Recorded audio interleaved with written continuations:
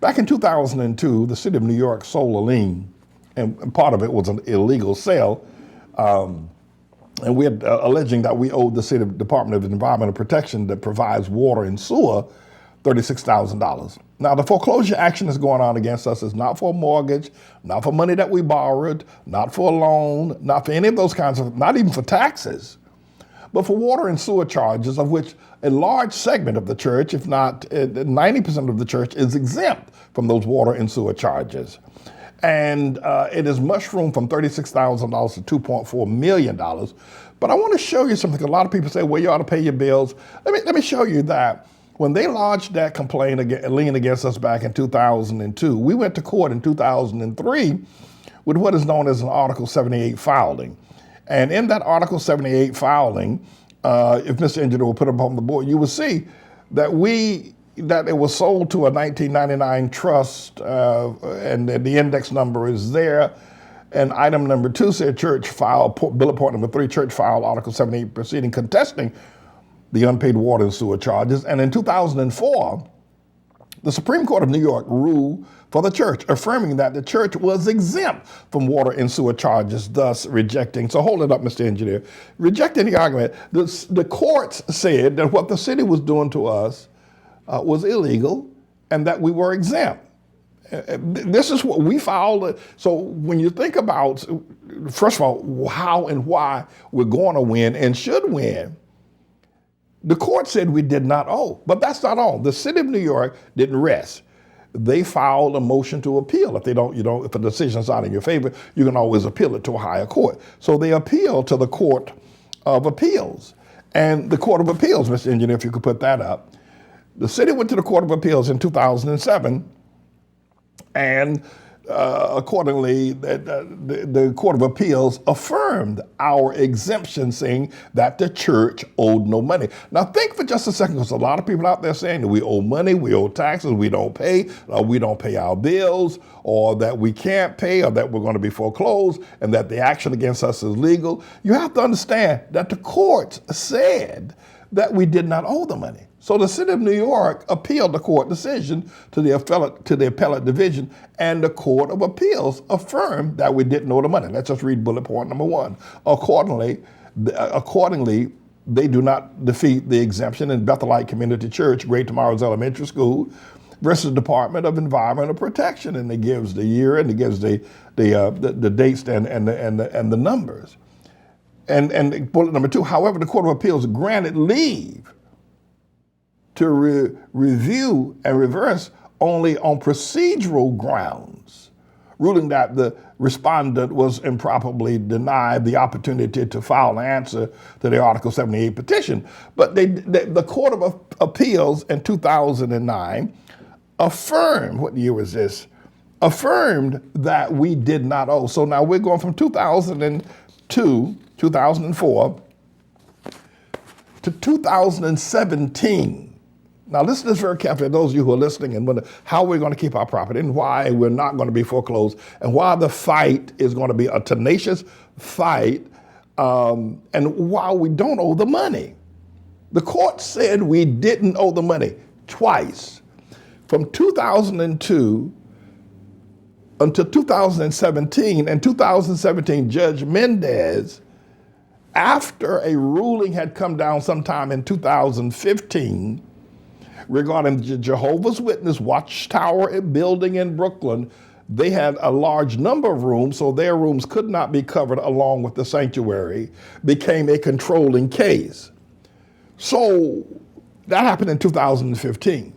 So when our case came back up again by the city of New York in 2017, there had become that a precedent case had taken, and a controlling case had taken effect with the Jehovah's Witness in 2015. So by 2017, the Judge Mendez then said, because of the fact that Jehovah's Witness have to pay, and they have a different kind of an organization than we do, that we also have to pay. So our exemption was taken away in 2017. Now remember, from 2002 to 2017, for 15 years, the court said we were exempt, right? We were exempt. and we didn't owe the taxes. However, in 2017, the courts ruled that the exemption was no longer in effect because of a new ruling, because of Jehovah's Witness, and we'll be more detailed about that. But what I'm going to point out is that the city of New York and the Bank of Mellon, they are charging us for the year from 2002 to 2017 in both the amount that was initially as a lien and interest for 15 years of interest, of which the courts have clearly stated that we didn't owe the money. So how can they charge us interest when the court said we didn't owe the money? And that's where the fight is at present. And we've got a judge who knows this, but they want to shut the church down. So I want people to be mindful of the fact this is not just hearsay. It's not just something that I'm saying. The court said, both the Supreme Court and the Court of Appeals said we were exempt. So for 15 years, the court said we were exempt. If the court said we didn't owe the money, we didn't owe the money. What happened in 2017? They didn't say we owed that money of 2002. They said the exemption was no longer in place. And so effectively, theoretically, any lien or interest would start at 2017 to 2020, not go retroactive back to 2002. It's an extraordinarily nuanced case, not to mention the structure by which taxes should be applied. So that's why we're fighting so tenaciously. But I need to tell you, we need your help. We need great lawyers to fight this, because the court systems and the city of New York, they're all against us.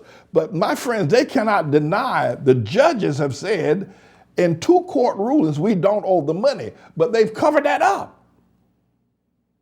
And we had a lawyer who cut a deal with the bank to try to get us to use that bank that's been charging us 18% interest for 15 years illegally to take out a loan with them and pay more interest for another 20 years. And I rejected it. And I fired him because he did not get us before the court to have a hearing. But please know this. Please know the efficacy of our fight. It's hard. It is nigh impossible to beat a foreclosure issue. If you owe the money, you owe the money. But the courts said for 15 years we didn't owe the money. And in 2017, when Judge Mendez ruled, he didn't say we owed the money from 2017 back to 2002. He said the exemption was taken away in 2017. So whatever happens after that, we'd have to argue. I need your help.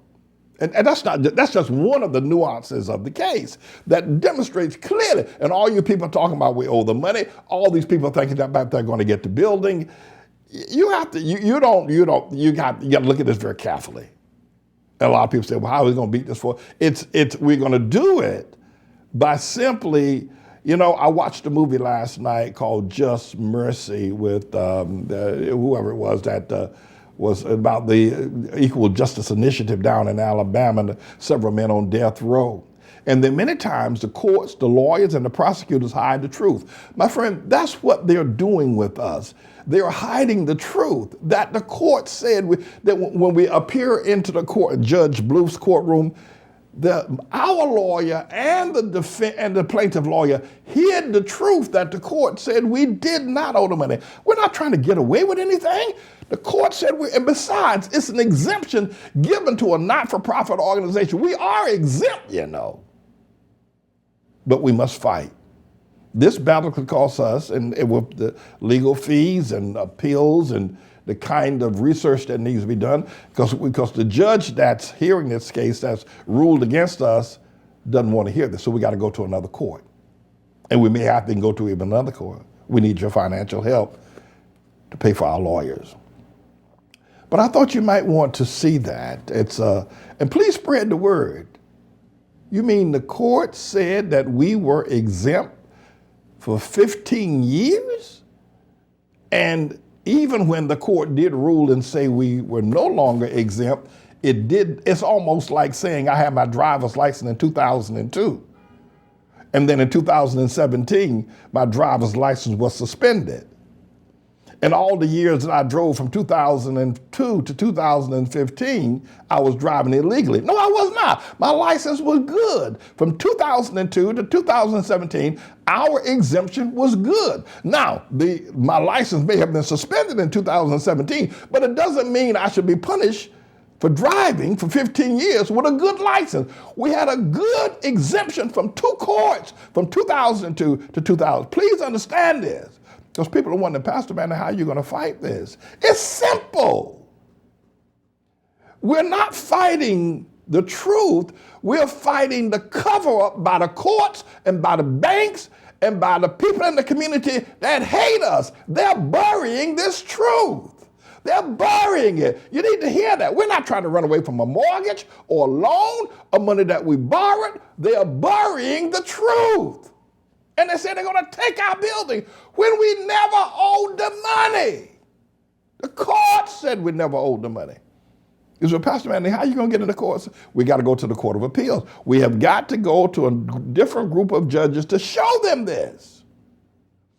Because Judge Bluth in the lower court saw it, but said she don't care and ruled against us anyway. That is a mean woman. Anyway, I thought I'd let y'all see that. We need your financial help. This battle could cost us another $100,000, but they want us to pay $2.4 million. I think a $100,000 investment in a lawyer, and that's how long it's going to take us. We could be fighting this for another year.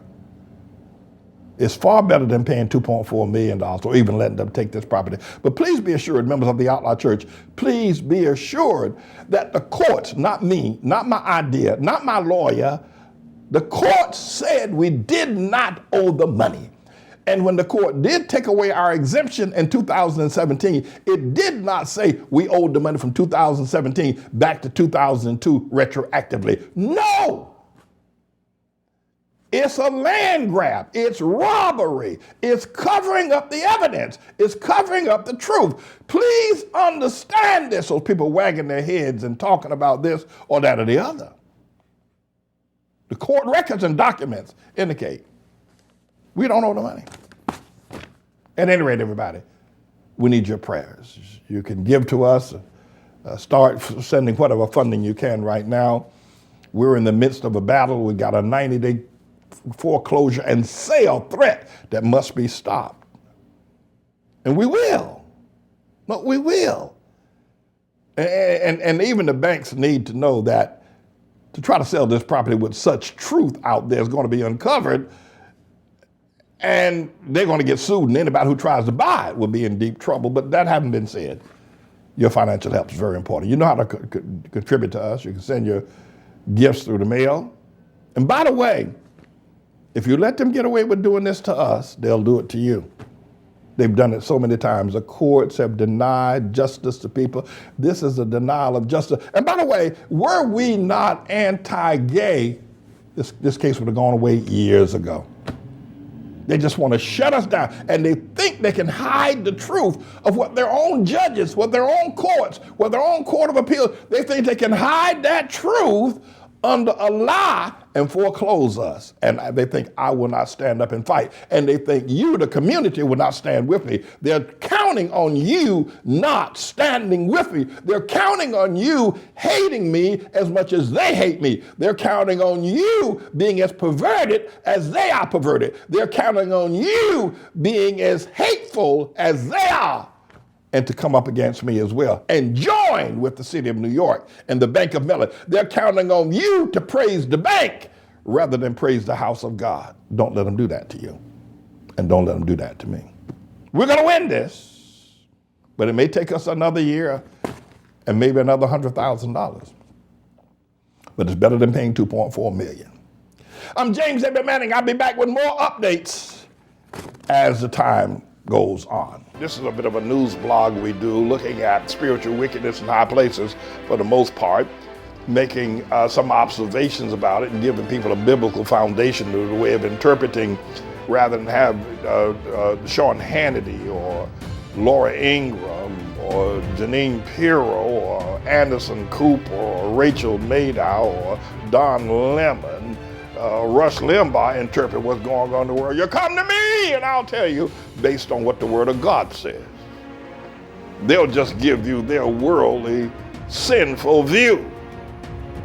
But the Manning Report will tell you what God has said, whether to say yea or nay, whether to go or to stay.